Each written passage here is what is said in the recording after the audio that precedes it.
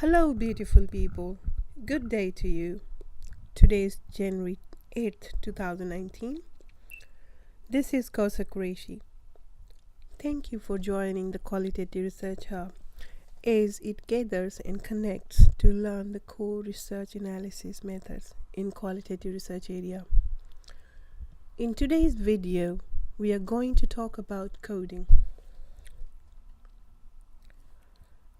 Most often, the word coding is used for coding programs in computer sciences, but today here we are going to learn coding from qualitative research perspective.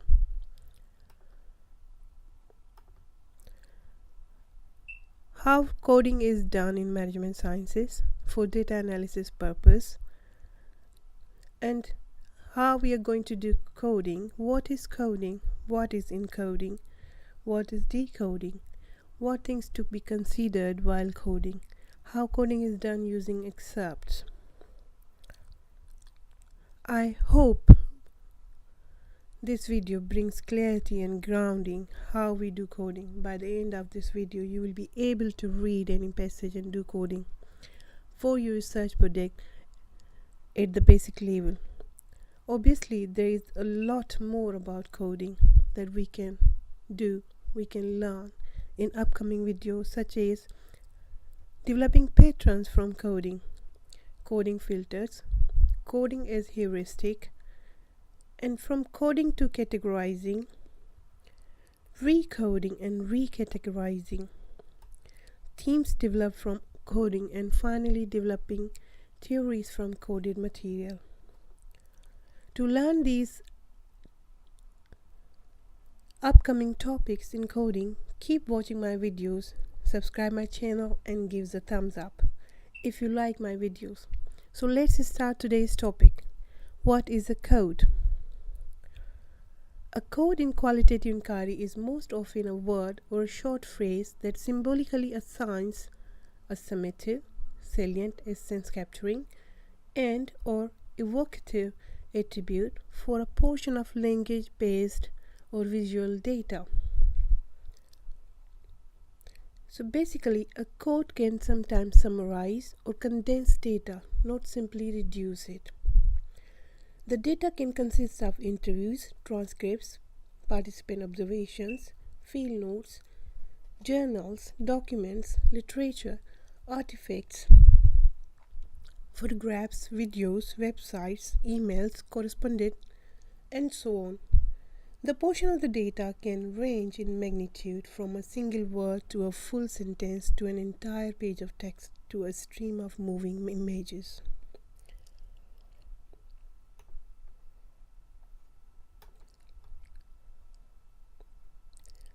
To further learn about coding,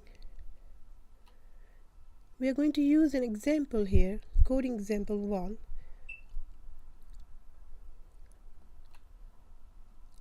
An example of coded data, as it is presented in this manual, looks like this when taken from a set of field notes about an inner city neighborhood.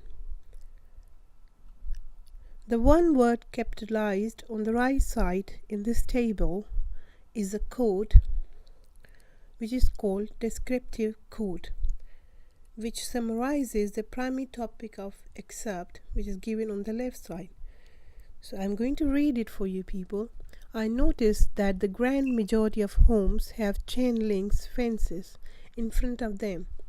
There are many dogs, mostly German shepherds, with signs on fences that say "Be aware of dog." So if you read this passage within the context of city neighborhood, obviously it talks about the security. We're going to move to another example, example number 2.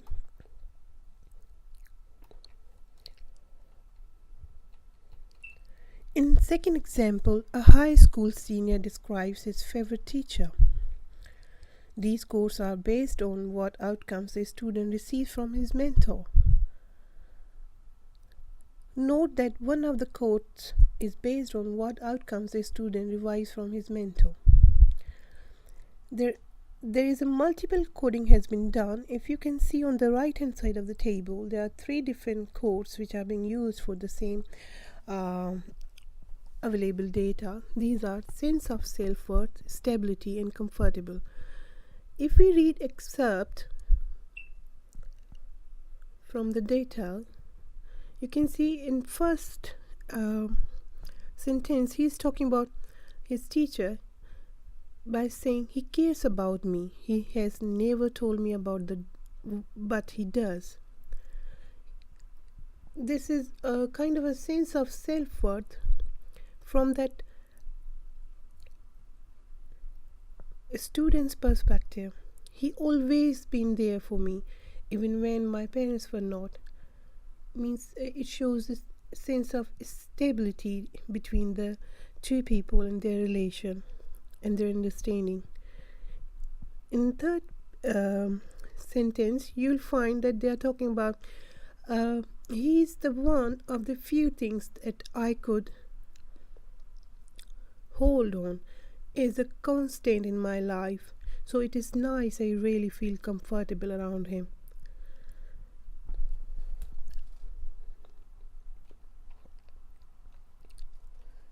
That is an example of multiple coding material.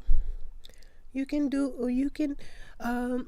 code can be a word, a sentence, even it can extend to the whole paragraph.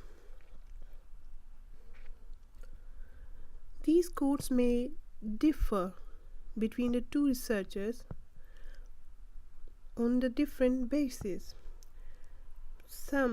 If you read this passage from different perspective, for example, like not this example, if you use another example, there is a possibility that two researchers give you a different coding results, slightly different, or maybe what if the coding differs between the two researchers on the same sample data? The question arises now, what if the coding differs between the two researchers on the same sample data?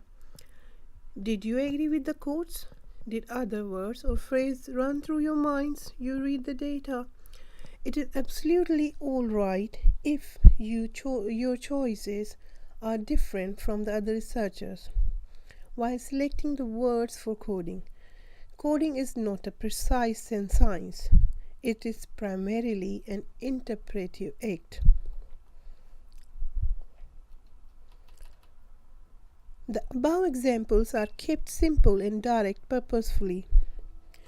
The coding results may vary among researchers depending on research academic discipline, ontological and epistemological orientations, theoretical and conceptual frameworks, and even the choice of coding method itself.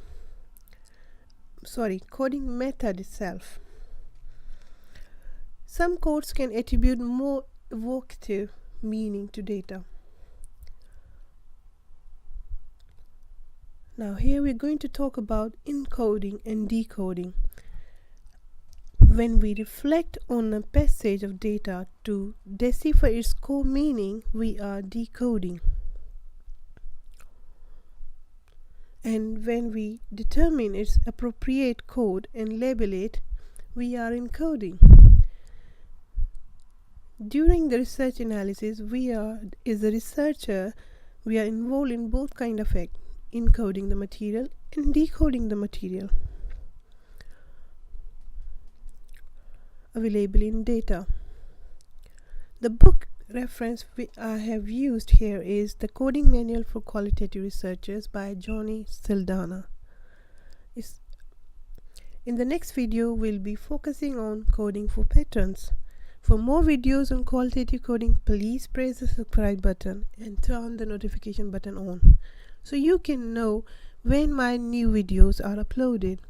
If you like my videos, give a thumbs up and a support gesture to inspire to produce more videos for you, so I can have a nice day. Cheers, bye. See you in the next video.